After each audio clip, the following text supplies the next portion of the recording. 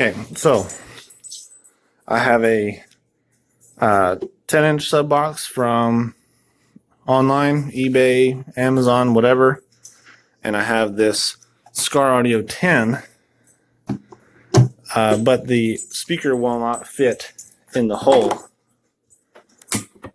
It's just too big.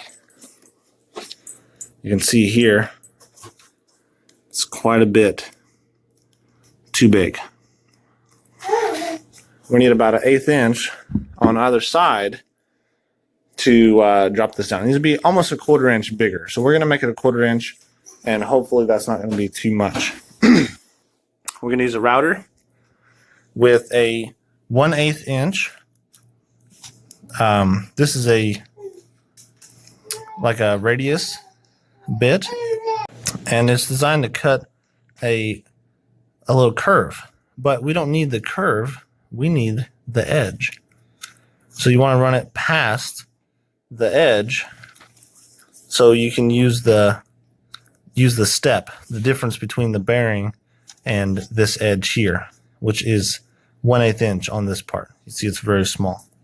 And then you'll come back later with a flush trim bit like this one, and you can get these pretty cheap from eBay, or you can go to Harbor Freight and get them, but you need to, this is the harder one to find, which I'm pretty sure was actually at Harbor Freight for the whole kit. And this was at Harbor Freight. All this is like probably $50 for all of it to buy these tools.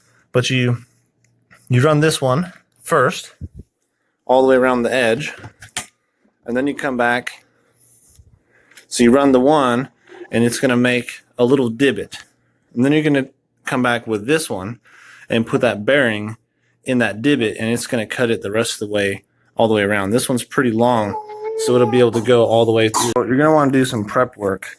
Take some of this blue tape, and I'm going to lay it all around here so I don't have any scuffs on my finish, which is pretty durable, but I don't want scratch marks from this. And this is actually plastic to prevent the scratch marks, but you see here there's a little nick and whatnot, and so I'm going to put tape on here as well, so it'll be tape on tape except for the cutting surface, and that's going to make it stay smooth. So I've got my box covered in tape and my router covered in tape, so I'm going to do the first cut and then I'll come back. Well, as you can see, the result of our first cut has put a small lip.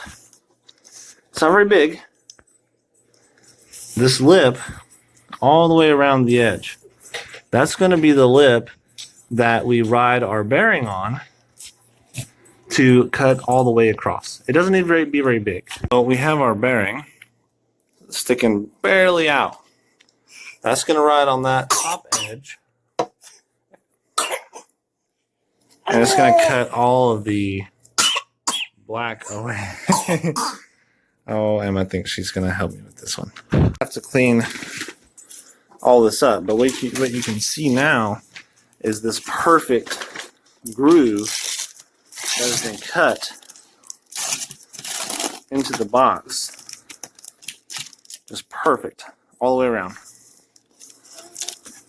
And that's what the router has done by following that edge. And now we'll see how the sub fits. Well, look at that. Fits like a charm. I don't have any side-to-side play whatsoever. It is just perfect. Perfect, perfect. Now we have the speaker all wired, and we're going to try to drop this in there like that. Perfect. Let's get some screws in it.